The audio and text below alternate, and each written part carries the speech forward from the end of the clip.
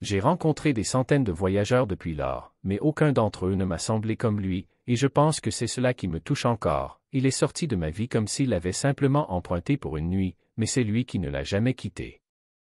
Tout a commencé comme l'une de ces matinées lentes et brûlées par le soleil, où la chaleur s'élevait du pavé en vagues douces et où tout autour de moi se mouvait un peu trop paresseusement.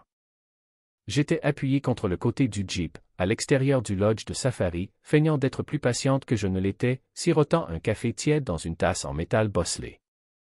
La plupart du groupe était déjà arrivé, des couples en kaki assortis, des touristes bruyants prenant des selfies avant même que le voyage ne commence. Mais mes yeux se tournaient sans cesse vers l'entrée, attendant le dernier nom sur ma liste. Lorsqu'il est enfin sorti du bâtiment, traînant une valise élégante derrière lui et se déplaçant comme s'il n'était pas tout à fait sûr de s'il appartenait à cet endroit, je me suis redressé un peu plus, sans le vouloir. Il y avait quelque chose en lui, pas seulement son âge, qui le distinguait clairement des autres, mais aussi la manière dont il se tenait droit, composé, comme quelqu'un qui avait passé des années à être tout pour tout le monde et qui venait tout juste de réaliser qu'il n'avait pas à l'être. Il a regardé autour de lui, scrutant la petite foule d'un regard incertain, puis m'a aperçu. J'ai levé la main et souri. Il a hésité avant de s'approcher, comme s'il se demandait s'il devait rebrousser chemin, mais il ne l'a pas fait. Il est venu jusqu'à moi, s'arrêtant à quelques pieds de moi, suffisamment près pour que je puisse sentir le subtil parfum qui se dégageait de sa peau sous la chaleur. « Vous devez être la guide, a-t-il dit. » Sa voix était basse et mesurée, mais il y avait quelque chose en dessous, quelque chose de fatigué, quelque chose de caché. J'ai hoché la tête. « C'est moi. Laissez-moi vous aider avec votre valise. » Il a serré la poignée comme s'il n'était pas prêt à la lâcher, puis a lentement relâché, sa main frôlant la mienne un instant de trop. Je me suis dit de ne pas y prêter attention, mais je l'ai fait. Les autres étaient déjà installés et, pendant que je chargeais ses bagages, il s'est installé sur le siège derrière moi, seul, dans la dernière rangée, qui, tout à coup, semblait être le siège le plus important du véhicule. Lorsque j'ai jeté un coup d'œil dans le rétroviseur, son regard était fixé sur la fenêtre, mais son reflet le trahissait, ses yeux ne regardaient pas la terre, il cherchait à oublier quelque chose. Nous avons roulé en silence pendant un moment, le moteur bourdonnant sur les routes de terre, le paysage s'étendant comme un rêve oublié. De temps en temps, je pointais un repère, une information sur le terrain, ou je lançais une blague qui faisait sourire le reste du groupe, mais pas lui, pas encore. Il ne semblait pas fermé, juste comme s'il était ailleurs, dans un endroit d'où il ne pouvait s'échapper, peu importe jusqu'où nous irions. Ce n'est qu'à l'heure du déjeuner qu'il m'a parlé à nouveau. J'étais accroupi près du foyer, vérifiant les brochettes et distribuant des assiettes, lorsqu'il s'est approché silencieusement, presque trop silencieusement, et je n'ai presque pas remarqué sa présence jusqu'à ce qu'il soit juste à côté de moi. « Cet endroit est magnifique, a-t-il dit. » J'ai levé les yeux. Il ne parlait pas du paysage. Il l'est, ai-je dit en croisant son regard, mais c'est différent pour chacun. Cela dépend de ce que vous fuyez. Il a cligné des yeux. J'ai pensé que j'avais peut-être été trop loin, mais il a incliné la tête et un léger sourire est apparu au coin de ses lèvres. Je ne fuis pas, a-t-il dit, j'avais juste besoin d'espace, de l'espace pour penser, pour me souvenir qui j'étais. L'honnêteté m'a prise au dépourvu. Les gens viennent ici tout le temps avec leurs histoires parfaites, leurs raisons soigneusement choisies de voyager. Il ne se préoccupait pas de tout cela.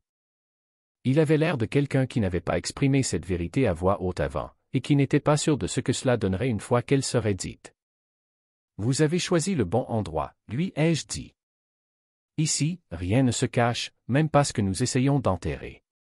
Il n'a pas répondu, mais il ne s'est pas éloigné non plus. Il s'est assis sur une roche proche, ses yeux suivant la fumée qui s'élevait du feu. Je suis retourné à la nourriture, mais à chaque fois que je regardais, il était toujours là, résolument calme et beaucoup trop présent dans mes pensées. Plus tard, dans l'après-midi, lorsque nous avons fait une pause près de la rivière pour nous étirer et prendre des photos, il est resté en arrière tandis que les autres s'éloignaient. J'ai remarqué ses bottes s'enfoncer dans la terre douce alors qu'il se dirigeait vers l'eau. Je l'ai suivi à distance, ne voulant pas l'importuner, mais ne voulant pas non plus qu'il s'éloigne trop. Faites attention, ai-je dit, le sol est instable près du bord. Il s'est tourné légèrement, la brise ébouriffant ses cheveux argentés, et m'a regardé comme s'il voulait dire quelque chose mais ne savait pas comment. Je ne pensais pas ressentir quoi que ce soit à nouveau, a-t-il dit doucement, pas pour un endroit, pas pour un moment. Je me suis approché. Mais vous le ressentez maintenant. Il n'a pas répondu. Au lieu de cela, a-t-il regardé à nouveau l'eau, puis son propre reflet. Je vivais dans de nouveaux endroits, murmura-t-il, mais après un moment, après tant d'années à prétendre aller bien, même la beauté commence à ressembler à du bruit de fond. Je n'ai rien dit. Car je ne savais pas quoi dire. Je suis juste resté à côté de lui, sans le toucher, même pas assez près pour que nos ombres se rejoignent, mais d'une manière ou d'une autre, je ressentais cette douleur qu'il n'essayait plus de cacher. Il a levé les yeux vers moi et j'ai vu qu'il avait vu la question dans mon regard avant même que je ne la pose. Ma femme, a-t-il dit, elle ne sait pas que je suis ici. Il n'y avait aucune honte dans sa voix, juste quelque chose de plus lourd, et je savais, sans qu'il ait besoin de dire un mot de plus, que ce n'était pas juste des vacances. C'était une échappatoire, une dernière chance d'être plus que le mari de quelqu'un, le père de quelqu'un, quelqu'un qui est resté quand tout en lui voulait partir. Nous n'avons pas beaucoup parlé pour le reste de la journée, mais quand il est monté dans le Jeep ce soir-là, quelque chose entre nous avait changé. Pas bruyamment, pas avec des déclarations ou des regards volés, juste silencieusement, d'une manière que seuls nous deux comprendrions, et ce n'était que le début. C'était étrange comme j'ai vite commencé à le chercher, pas seulement pendant les moments calmes du trajet ou quand nous nous arrêtions pour déjeuner, mais aussi dans les petits espaces entre les conversations, dans la manière dont le silence devenait plus lourd quand il n'était pas là. Il y avait 8 autres personnes dans ce Jeep, mais je ne remarquais que lui. Et pas parce qu'il attirait l'attention, en fait c'était le contraire. Il avait cette façon de se fondre dans le décor, comme s'il avait peur de prendre trop de place, mais une fois que vous le voyiez vraiment, vous ne pouviez plus le oublier. Il était assis, le dos droit, les mains soigneusement posées sur ses genoux, toujours à observer, pas comme un touriste, pas comme quelqu'un ici pour l'aventure, mais plutôt comme quelqu'un essayant de se rappeler ce que ça faisait de faire encore partie du monde. Cet après-midi-là, quand nous nous sommes arrêtés près des arbres de Boab et que tout le monde s'est dispersé pour s'étirer, je l'ai vu seul sous l'ombre, esquissant quelque chose dans un petit carnet. Je ne voulais pas interrompre, mais... il y avait quelque chose dans la façon dont ses sourcils se froncèrent qui m'indiquait qu'il faisait de gros efforts pour ne rien ressentir. Alors, je m'approchai. « Ça te dérange si je m'assois? » demandai-je. Il ne leva pas les yeux. « Tu demandes toujours? » Seulement quand je tiens à la réponse. Cela le fit me regarder. Ses yeux étaient calmes, mais scrutateurs. Il ne me dit pas « oui », mais ne bougea pas non plus. Je m'assis donc à côté de lui sur la roche poussiéreuse, près mais sans le toucher. « Qu'est-ce que tu dessines? » Il ferma le carnet avant que je puisse voir. Rien qui vaille la peine d'être montré. Je m'allongeai en arrière, les bras appuyés derrière moi, laissant la chaleur s'infiltrer à travers ma chemise.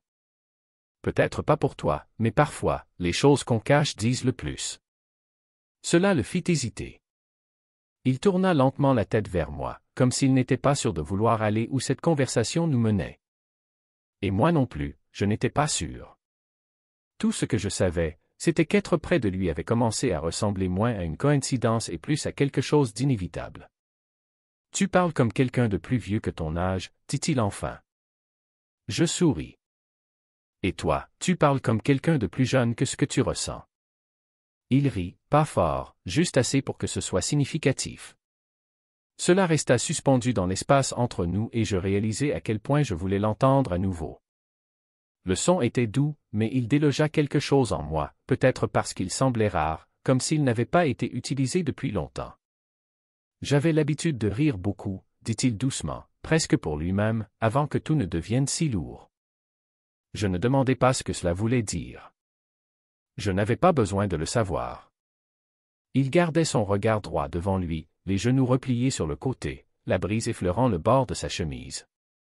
Il avait l'air de quelqu'un qui avait autrefois aimé le monde, seulement pour découvrir qu'il ne vous aime pas toujours en retour. Je pensais que vieillir viendrait avec la paix, dit-il, mais tout ce que cela m'a donné, c'est plus de temps pour penser aux choses que je n'ai pas faites. Je ne répondis pas immédiatement. Il ne parlait pas pour obtenir des conseils, il parlait pour être entendu. Il te reste du temps, dis-je, bien que je puisse entendre combien cela sonnait vide dans son silence. Il baissa les yeux vers ses mains, là où le temps était passé. Le moment où j'ai dit « je le veux ». Je ne savais pas comment répondre, alors je ne dis rien. Et peut-être que cela en disait plus que si j'avais répondu. Il me jeta un regard rapide, puis détourna les yeux. Ses doigts jouaient avec le bord du carnet qu'il tenait encore. Je voulais figer ses doigts avec les miens pour lui rappeler qu'il n'était pas seul dans cette douleur, mais le vouloir n'était pas la même chose que tendre la main vers lui. Pas encore. C'est des paroles dangereuses, dit-il, sa voix à peine audible. Est-ce que c'est le cas?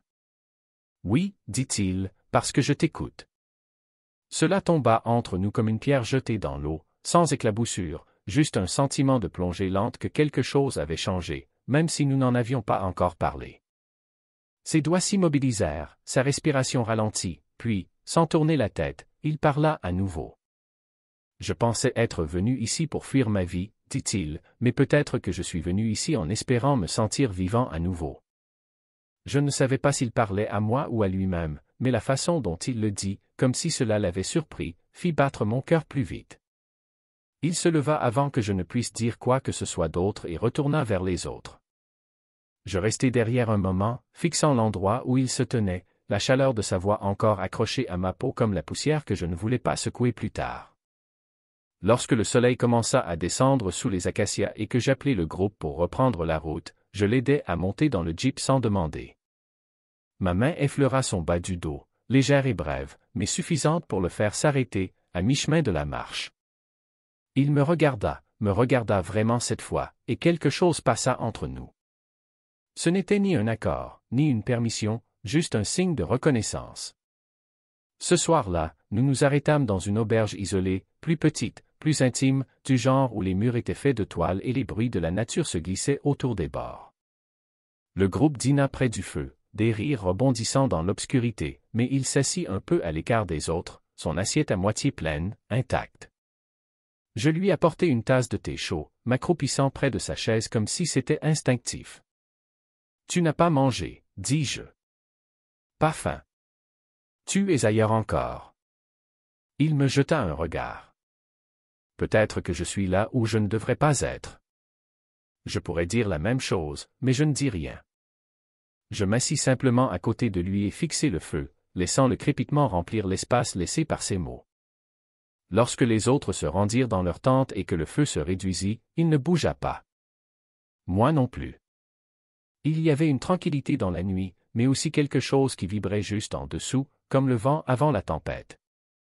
Il tourna lentement la tête vers moi, son visage éclairé par les dernières flammes, et murmura « Ce n'est pas sûr. » Non, répondis-je, ma voix plus rugueuse que je ne l'avais voulu. Mais en sécurité, ça n'a jamais ressemblé à ça. Et puis, juste une seconde, nos mains se touchèrent à nouveau, pas par accident, pas cachées, et aucun de nous ne se retira. Le matin suivant commença plus silencieusement que le dernier. Les autres bavardaient au petit déjeuner, leurs ustensiles tintant et riant trop fort, mais je n'en entendais presque rien. Je le regardais, pas assez visiblement pour voir comment il brassait son thé sans le goûter, ou comment ses yeux restaient fixés sur l'horizon même quand quelqu'un essayait de l'attirer dans la conversation. Il y avait quelque chose de différent en lui maintenant. Il s'assit plus près du feu, plus près de moi, pas de façon évidente, mais assez pour qu'on le remarque, assez pour qu'on le ressente. Quand je l'aidai à monter dans le jeep ce matin-là, il ne dit rien, mais sa main resta sur la mienne un peu plus longtemps alors qu'il montait, et quand il s'installa dans son siège, cette fois non à l'arrière, mais plus près, juste derrière. Son souffle se mêlait au mien. La route devant était longue et plate, mais la tension dans la voiture semblait prête à céder au moindre chaos. Nous roulâmes pendant des heures. Le soleil frappait fort, la terre changeait lentement de couleur et la chaleur floutait tout à distance, mais je le sentais. À chaque fois qu'il se penchait légèrement vers la fenêtre, à chaque fois qu'il se déplaçait dans son siège, je le sentais. L'air entre nous n'était plus juste de l'air, il était chargé. Vers midi, je conduisis le groupe vers un petit belvédère, surtout pour des photos et une pause, mais une partie de moi avait juste besoin d'air. Lorsque les autres se dispersèrent, il resta derrière. Puis, presque comme attiré par quelque chose que nous n'étions pas prêts à nommer, il me suivit jusqu'au bord de la colline où la terre plongeait dans une longue étendue de vert et de ciel. Personne d'autre n'était là, juste nous deux. Le vent tirait les bords de sa chemise et la lumière du soleil attrapait ses cheveux argentés, comme s'ils étaient touchés par le feu. Je pensais que des endroits comme ça n'étaient que des cartes postales, dit-il doucement. Magnifique de loin, mais irréel. Et maintenant? Demandai-je, à peine en confiance dans ma voix. Maintenant, je ne veux pas partir. Je ne répondis pas. Je n'en avais pas besoin, car la façon dont il me regarda alors, ce n'était plus à propos de la vue. C'était à propos de tout ce que nous n'avions pas dit et que nous ne pouvions plus reprendre, même si nous essayions. Il baissa les yeux, pressant ses lèvres ensemble. Je continue de me dire que je suis juste fatigué. C'est une chose momentanée. J'ai fait un pas plus près, pas assez pour toucher, juste assez pour que ma présence l'enveloppe comme la chaleur. Tu crois à ça? Demandai-je. Il secoua lentement la tête, sans me regarder. Non, mais j'aimerais bien. J'ai tendu la main alors, juste assez pour toucher son épaule. Il ferma les yeux et, quand il les rouvrit, il me regarda comme si je tenais une porte qu'il n'était pas sûr de pouvoir franchir. Tu rends difficile de me souvenir pourquoi je suis censé être prudent, murmura-t-il. Je ne bougeais pas, je ne respirais pas. Tu n'es pas seul dans ce cas, dis-je. Ses lèvres s'ouvrirent comme s'il allait parler, mais il hésita. Je m'approchai, mais pas assez pour combler l'espace. J'attendais, demandant sans demander. Et pendant un instant, j'eus l'impression qu'il pourrait me rejoindre là, mais il détourna le regard, pas par peur, pas par honte, mais par tenue, comme s'il tentait de se retenir de se souvenir de ce que ça faisait d'être touché avec un sens. Puis quelqu'un du groupe appela mon nom. Il recula, d'un mouvement net, une rupture dans l'instant, comme une brindille cassée. Nous ne disions rien sur le chemin du retour, mais tout chez lui avait changé. Il ne m'évitait pas, il ne se cachait pas. Si quelque chose, la manière dont il marchait à mes côtés après cela était plus délibérée, comme s'il défiait le vent d'emporter la vérité avant qu'elle ne prenne feu. Ce soir-là, le lodge était plus calme qu'auparavant. La plupart des autres étaient allés se coucher tôt après la longue marche. Je restai près du feu, feignant de lire la carte, mais en réalité, j'attendais, écoutant, espérant. Il sortit de sa tente lorsque les étoiles étaient déjà nettes dans le ciel, portant une simple veste drapée sur ses épaules, c'est pas plus lent que d'habitude. Je me tenais là, incertaine de la raison, peut-être parce que quelque chose en moi se levait déjà pour le rejoindre. Je pensais que tu viendrais, dis-je. Il ne répondit pas, il me regarda simplement, impénétrable. Je marchai jusqu'à la table voisine et soulevai la nappe. 2 verres, une bouteille de vin. Je ne l'avais pas planifié, mais peut-être que si. Il n'hésita pas cette fois lorsque je lui tendis le verre. Ses doigts ne frôlèrent pas seulement les miens, ils restèrent là. Et quand je m'assis à côté de lui, proche mais pas envahissante, il se tourna légèrement vers moi, comme si cet espace n'avait plus besoin d'être protégé. Ce n'est toujours pas sûr, dit-il, sa voix maintenant plus basse, plus rugueuse. Je sais, mais je ne suis pas sorti ici pour être en sécurité, répondis-je. Je le regardai, vraiment. Il me regarda, ses yeux plus doux maintenant, mais plus sombres, lourds de tout ce qu'il ne disait pas. Ses lèvres étaient légèrement entr'ouvertes, juste assez pour que mes mains me fassent mal. Alors pourquoi es-tu venu? Demandai-je. Il fit tourner le vin lentement, observant le liquide tournoyer dans le verre, comme pour se souvenir de ce que ça faisait désirer quelque chose sans s'excuser pour cela. Le feu crépita près de nous, jetant des ombres sur son visage, et quand il tourna son regard vers le mien, l'expression dans ses yeux n'était plus défensive. Elle était nue, féroce, fatiguée de faire semblant. Son pied effleura le mien sous la table, une simple chose, à peine un murmure, mais je le sentis partout. Nous ne nous embrassâmes pas cette nuit-là, nous ne nous touchâmes même pas à nouveau, mais quand il se leva pour partir, il s'arrêta à mon côté. Se pencha assez près pour frôler mon épaule et murmura, « J'ai peur de ce qui se passe si j'arrête de faire semblant. » Et je murmurai en retour, « J'ai peur de ce qui se passe si tu ne le fais pas. » Cette nuit-là, le feu crépita moins que d'habitude, n'émettant qu'une lueur faible à travers la toile d'ombre autour de nous. La plupart des autres étaient allés se coucher, leur rire avait disparu, leurs pas engloutis par la terre molle entre les tentes, jusqu'à ce qu'il ne reste que lui et moi. Mais cette fois, nous ne remplissions pas l'espace de parole. Nous n'en avions pas besoin. Tout ce qui valait la peine d'être dit vibrait déjà dans le silence entre nos regards. Il s'assit en face de moi, une jambe croisée sur l'autre, sa veste glissant légèrement au fur et à mesure que la brise tirait sur les bords. Je regardais ses doigts jouer avec le bord de son verre de vin, lentement et distraitement, comme si ses pensées étaient ailleurs, ou peut-être juste ici, simplement piégées derrière la même peur que je ressentais dans ma poitrine. Je me levai pour m'étirer, faisant semblant de ne pas sentir comment ses yeux suivaient le mouvement de mes bras, la courbe de mon dos alors que je roulais mes épaules. Quand je jetai un coup d'œil, son expression ne changea pas, mais quelque chose dedans vacilla. « Je devrais te raccompagner, dis-je. » Il ne répondit pas immédiatement, il soutint mon regard une seconde de trop, puis il acquiesça et se leva lentement, comme si son corps devait rattraper la décision que son cœur avait déjà prise. Nous marchâmes sans parler. La nuit était chaude et vivante, les insectes chantaient dans les buissons, le vent agitait les herbes comme des murmures que nous n'étions pas censés entendre. Sa tente était juste devant, la porte déjà déliée, le tissu se gonflant comme s'il avait attendu son retour. Lorsqu'on y arriva, il s'arrêta et se tourna vers moi. Je m'attendais à ce qu'il me dise bonne nuit, me remercie à nouveau pour la marche, pour la compagnie, pour tout, mais il ne fit pas cela. Il s'assit avec moi un moment. Il demanda, et sa voix était douce mais stable, celle qu'on utilise quand on a déjà décidé de ne plus mentir à soi-même. Je le suivis à l'intérieur.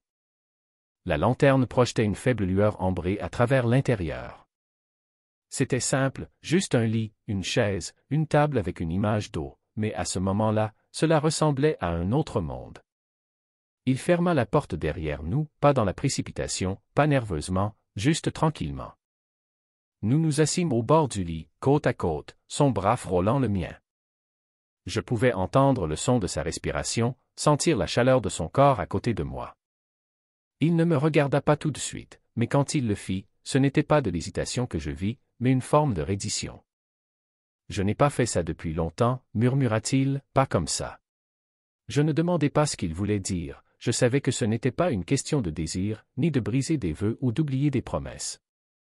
C'était à propos des parties de nous-mêmes que nous laissons intactes si longtemps que nous oublions qu'elles font encore mal. Je levai la main et touchai sa joue. Il ferma les yeux. Quand il les rouvrit, ils étaient vitreux, incertains. « Tu n'as pas à avoir peur, dis-je. » « Je n'ai pas peur, répondit-il, je suis déjà là. » Il se pencha lentement, sa main sur ma cuisse, ses doigts tremblant légèrement.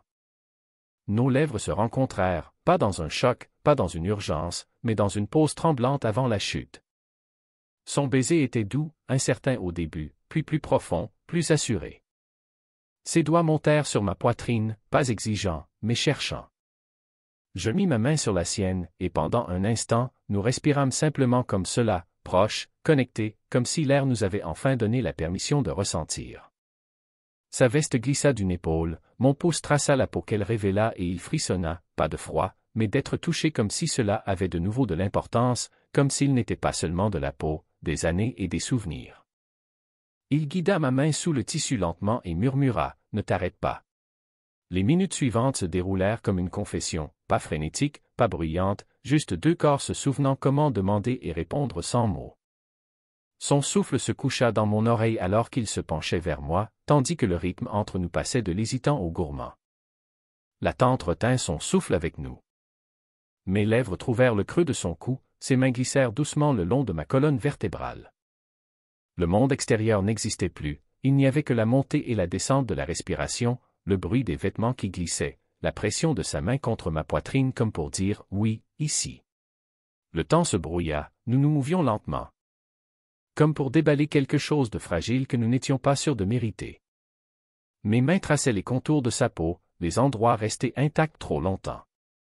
Il répondit par de doux frissons, ceux qu'on laisse échapper quand on oublie que le monde tourne encore. Il n'y eut pas de déclaration, pas de promesse, juste de la chaleur, du contact, du besoin. Plus tard, quand nous nous allongeâmes côte à côte, entremêlés dans le désordre des draps, il fixa le plafond comme s'il contenait toutes les réponses qu'il n'était pas prêt à demander. Je ne parlais pas, lui non plus.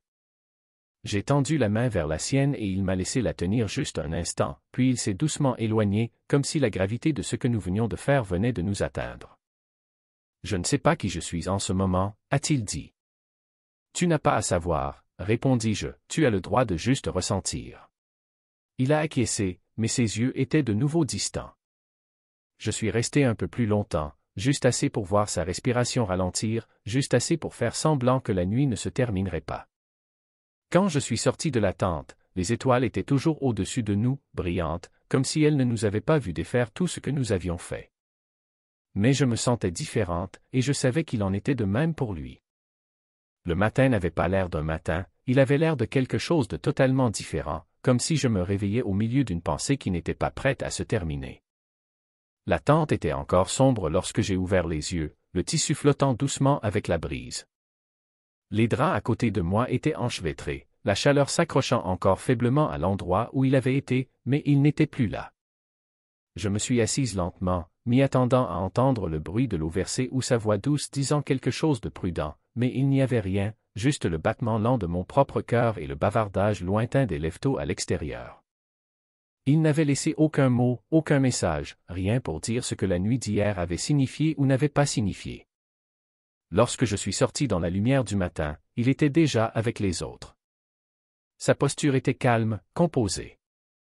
Il a souri quand quelqu'un lui a tendu un café, a ri à une blague d'un des invités, et lorsque ses yeux ont brièvement croisé les miens à travers la cour, il n'y a eu aucun changement, aucun sursaut, juste une sorte de reconnaissance silencieuse et fatiguée. Comme si nous étions déjà d'accord pour ne plus jamais en parler. Le trajet retour vers la ville a été long et bruyant, des bagages zippés, des gens échangeant des histoires sur les animaux qu'ils avaient vus, des promesses d'échanger des photos plus tard, mais tout ce que j'ai entendu, c'était son silence, tout ce que j'ai ressenti. C'était sa présence juste derrière moi dans le jeep, suffisamment proche pour me rappeler, assez loin pour me faire sentir comme un souvenir déjà. Il ne m'a pas parlé durant tout le trajet, pas avec des mots en tout cas, mais il y a eu des moments où sa main a effleuré le côté de son siège près du mien, quand il a ajusté ses lunettes de soleil sans détourner son regard assez vite, où je savais que la nuit précédente n'avait pas disparu. Elle était encore entre nous, elle le serait toujours. Lorsque nous avons atteint le lodge où le voyage avait commencé, j'ai aidé à décharger les sacs, comme d'habitude. Les autres m'ont remercié, m'ont serré la main, ont ri comme si la semaine n'était rien de plus qu'un montage des meilleurs moments. Il s'est tenu un peu à l'écart, ses bagages à ses côtés, ses mains reposant légèrement sur la sangle. Je me suis dirigé vers lui, plus lentement que nécessaire, soudainement incertaine de ce que je devais dire maintenant que c'était fini. Il m'a vu arriver, mais n'a pas souri, son expression était indéchiffrable, peut-être protectrice, peut-être déjà en train de fermer la porte. « Merci » a-t-il dit, sa voix était calme, mais ses doigts tremblaient. J'ai hoché la tête. J'espère que c'était ce que tu cherchais. Il m'a regardé pendant un long moment, puis, d'une voix suffisamment basse pour que personne d'autre ne l'entende, il a dit, « Je ne sais pas ce que je suis venu chercher, mais je sais ce que j'ai trouvé. » Et c'était tout, pas de câlin, pas de promesse. Juste ce regard qui reste dans ta poitrine bien après que quelqu'un s'en soit allé. Cette nuit-là, je suis resté trop longtemps dans le jeep vide après que la dernière lumière du lodge se soit éteinte. Je n'arrêtais pas de penser à la façon dont il s'était penché vers moi près du feu, à la façon dont il m'avait chuchoté de ne pas arrêter, à la façon dont son corps avait tremblé, non pas à cause du froid, mais parce qu'il s'était permis de se ressentir à nouveau. Mais surtout, je pensais à la facilité avec laquelle nous étions redevenus des étrangers, comme si rien ne s'était passé, comme si je n'avais pas mémorisé le son de sa respiration quand il s'était laissé aller. Quelques jours passèrent. J'ai emmené un autre groupe, les touristes sont venus et repartis, posant les mêmes questions, prenant les mêmes photos. J'ai souri comme d'habitude, raconté les mêmes histoires, mais chaque fois que je regardais dans le rétroviseur, je m'attendais à le voir, et chaque fois que je ne le voyais pas, quelque chose en moi se serrait. Puis, une nuit, en faisant défiler mon téléphone par habitude, je l'ai trouvé, un billet de blog, un de ces articles de voyage discrets qui sont enfouis sous des photos d'influenceurs et des listes des 10 meilleures choses à faire. Pas de nom, juste un titre, l'endroit qui m'a brisé.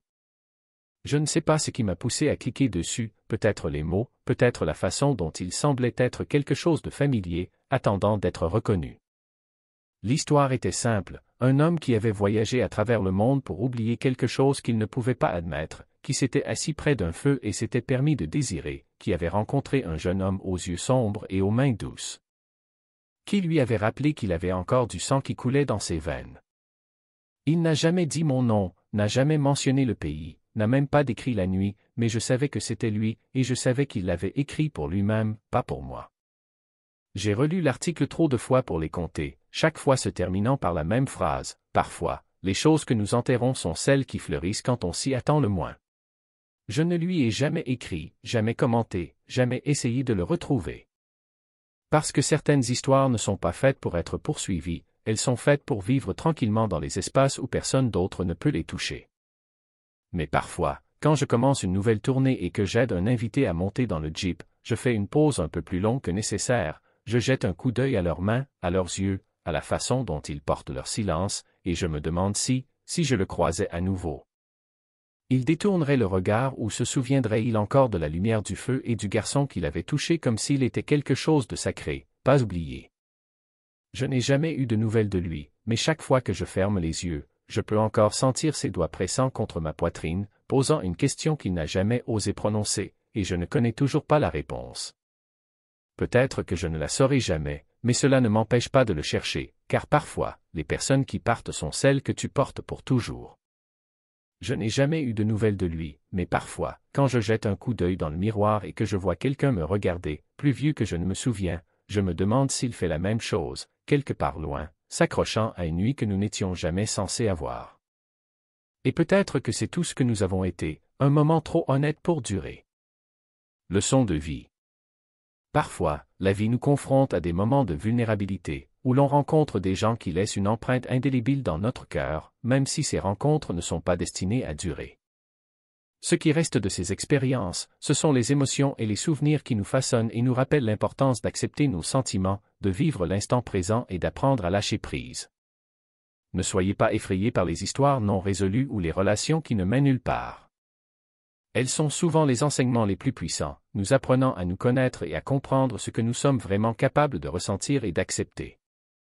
Parfois, les choses que nous laissons derrière nous, les moments vécus, sont ceux qui nous transforment le plus profondément. Si cette histoire vous a touché ou vous a fait réfléchir, n'oubliez pas de vous abonner à notre chaîne pour ne rien manquer de nos prochains récits et leçons de vie. En vous abonnant, vous rejoignez une communauté qui explore, apprend et grandit ensemble. N'attendez plus, cliquez sur le bouton d'abonnement et soyez les bienvenus dans notre aventure.